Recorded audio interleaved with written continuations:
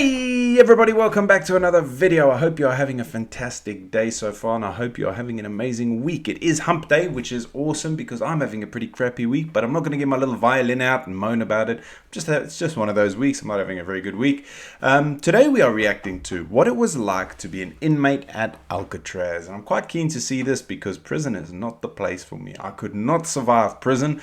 I love my freedom, and I love being able to hug and kiss my family whenever I want to. I love being able to go for a shower or a walk or a hike or a drive without having to ask permission to do any of it. So I just couldn't survive prison. I love my little luxuries way too much. And when I say luxuries, I don't mean things like smartphones and things like that. That's what I mean. Family, friends, loved ones, and the ability to just get out and do things whenever I want. So no, that's why I have to be a good young old guy. I say young old guy because I don't know why.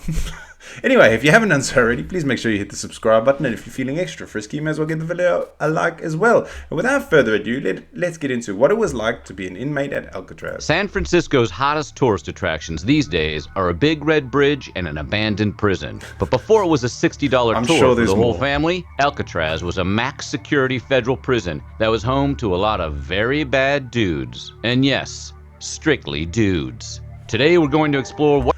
Wasn't Al Capone there? I'm sure Al Capone was in there.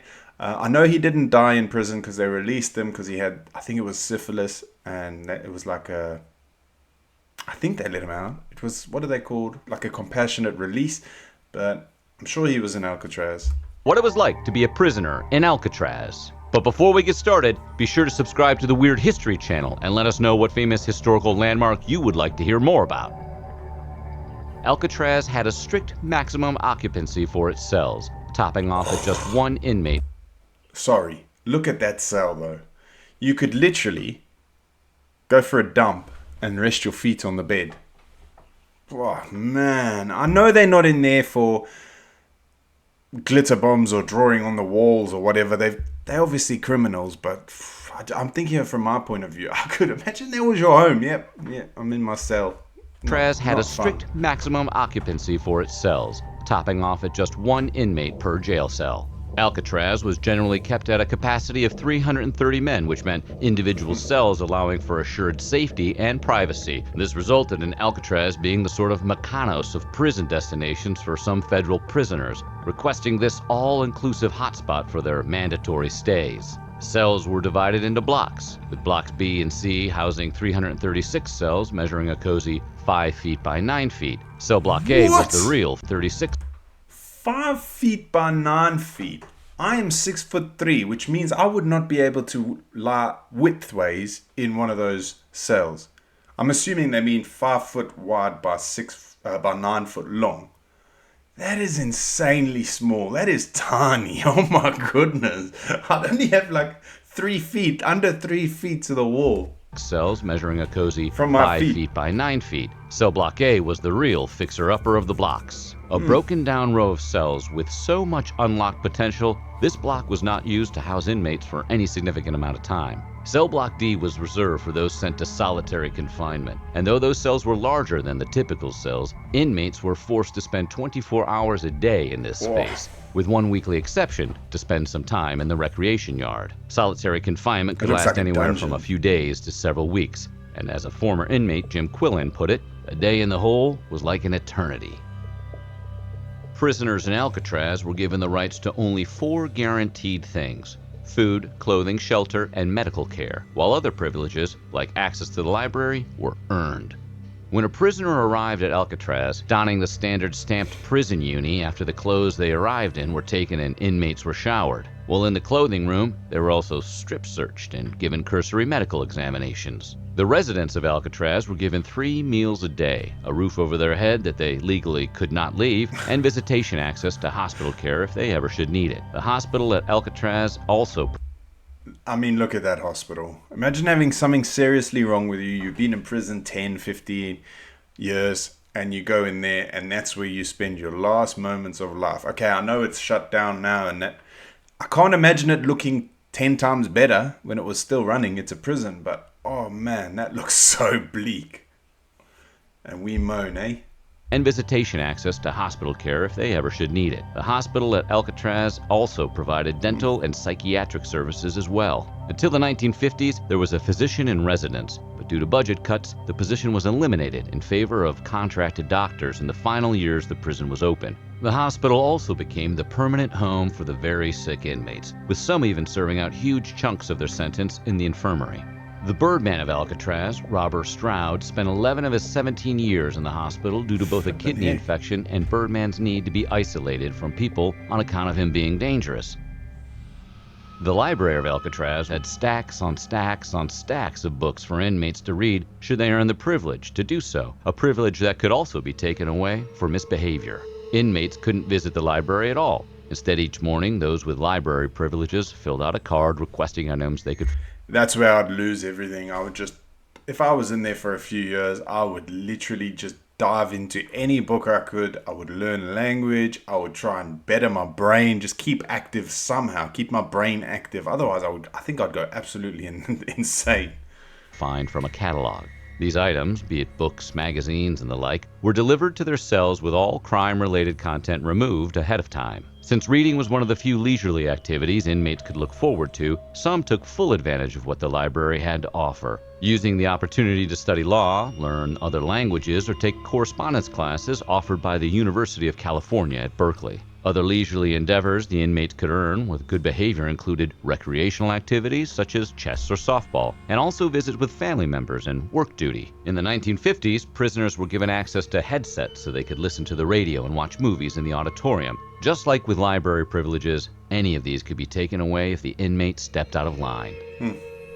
The Alcatraz band, awesomely called the Rock Islanders, were made up of inmates who had earned the right to jam out. What a cool name. Though a revolving door of members throughout the years, positions within the band were highly coveted. Even Al Capone himself begged to be let in, which eventually he was. Capone wrote to his son he had learned to play the tenor guitar, tenor banjo, and was learning how to play the mandolin, and eventually learned how to play more than 500 songs. The band itself was, according to former guard George Gregory, only a cut above the 4th or 5th grade band, but it did wonders for their self-esteem. The band played on holidays in the dining hall, with Sunday and special event performances sprinkled in as well. Inmates could purchase their instruments, but after regulations issued in 1956, could only practice between 5:30 to 7:30 p.m. Any instrument played outside these parameters would result in the confiscation of said instrument and disciplinary action to the inmate playing. Cells at Alcatraz were quite small and didn't come with much. Just a cot, a Look at that. Look at that. That's home. Imagine calling that home. What a bleak existence. Not even a window. It doesn't even look like... I would just go nuts. I would go insane. Basin and a toilet. When future Yelp reviewer and pretty bad dude Jim Quellen arrived at Alcatraz, he remarked that his new living quarters were pretty subpar, noting that all he saw was a steel bed, a straw mattress, and a dirty, lumpy pillow. He went on to note the toilet had no seat, and the wash basin only had one tap, which was only for cold water. Inmates were not allowed to bring in outside items, and Alcatraz didn't exactly have a gift shop yet, though creature comforts were sparse. However, after prison regulations in the 1950s, they were allowed to purchase certain items, including textbooks, correspondence courses, musical instruments, or magazine subscriptions. The first warden of Alcatraz, James A. Johnston, was a real no-nonsense guy, instituting a rule of silence at the prison that lasted until 1937, and basically keeping all of these inmates on mute while under his watchful eye. Under Johnston's very cool rule, prisoners were only permitted to speak at meals or during recreation time. Johnston, however, cared far less about their smoking habits, allowing prisoners to smoke up to 3 packs of cigarettes a week, which meant smoking cigarettes was more common than speaking at Alcatraz. Still, like 3 packs a week. I thought he was going to say a day. That's still a lot of cigarettes. Alcatraz. To get around his prison rules, prisoners would communicate to each other through pipes between cells, like tin can telephones. The rule was eventually lifted because it was both difficult to enforce and flat-out cruel. The golden rule of silence remained, though, for those troublesome prisoners locked in solitary confinement, which our resident Alcatraz complainer Quinlan described as total silence and darkness as his only constant companion for 24 hours of the 19 days he spent in the hole. The incarcerated citizens of Alcatraz were served 3 meals a day, breakfast at 6:45 a.m., lunch at 11:40 a.m., and dinner at a reasonable 4:25 in the afternoon. But the food was allegedly the best served in the federal prison system. Kitchen staffers at Alcatraz took pride in what they served their fellow inmates, with some even coming from culinary backgrounds. As former inmate Brian Conway recalled in 1938, food at Alcatraz is much better than usual prison fare. For dinner, there's meat, beans, coffee, bread, and celery. For supper, chili, tomatoes, and apples with hot tea. According to a menu from 1946, meals included stewed fruits, cereal, milk, bread, and coffee for breakfast, and lunch, being the biggest meal of the day, included soup and meat like roasted pork shoulder or beef pot pie. Dinner might include leftovers from these extravagant lunches fit for a king, and even get dessert such as apple pie, cake, or jello.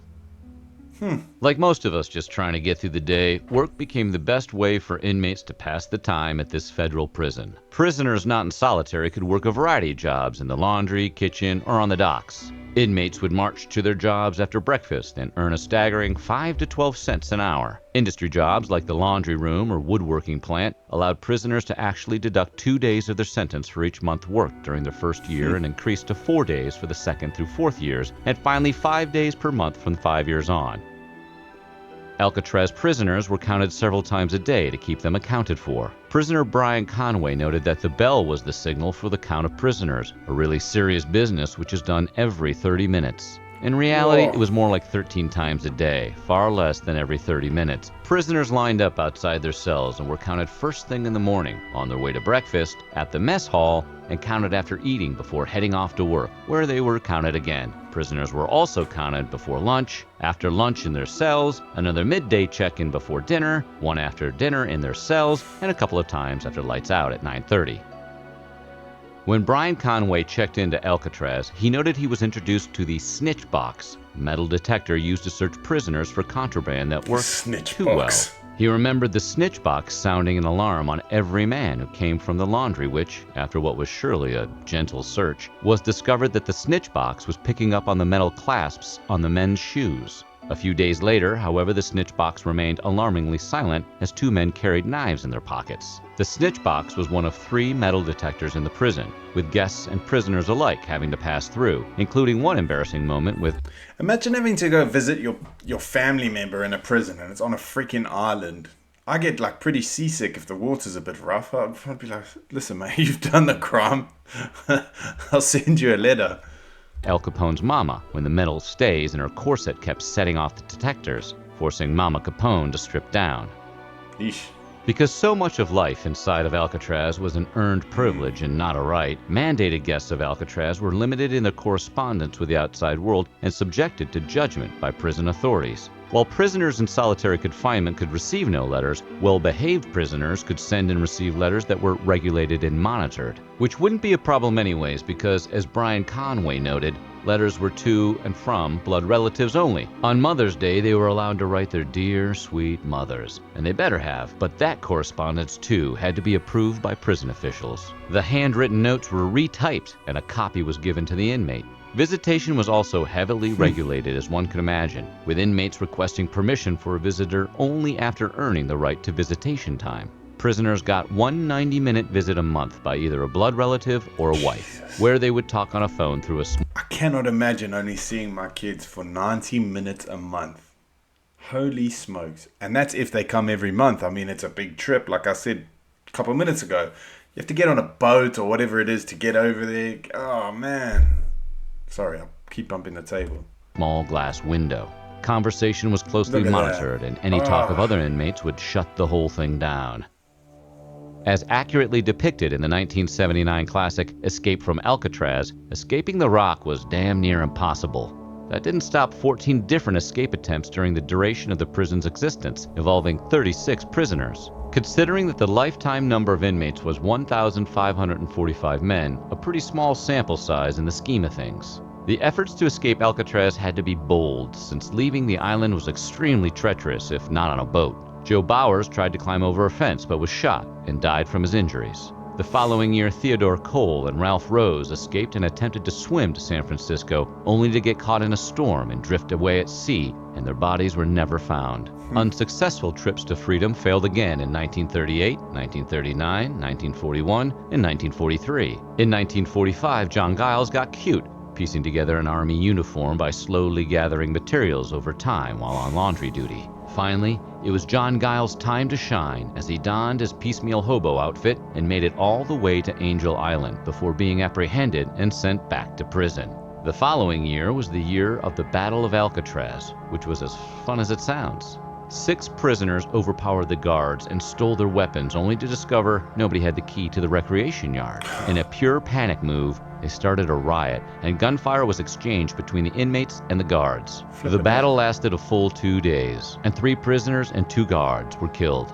A few prisoners took to the waves and tried to swim away from Alcatraz, but nobody made it to shore, and some bodies were never found. In 1962, Frank Morris and the Anglin brothers, John and Clarence, disappeared from their cells and were never seen or heard from again. This disappearing act of 3 criminals in federal prison would later inspire the aforementioned film Escape from Alcatraz. The prevailing theory is the trio shimmied down the drain pipes after they slipped through enlarged vent holes in their cells and then attempted to swim to safety. It's assumed they died in the process of swimming to shore, but who knows?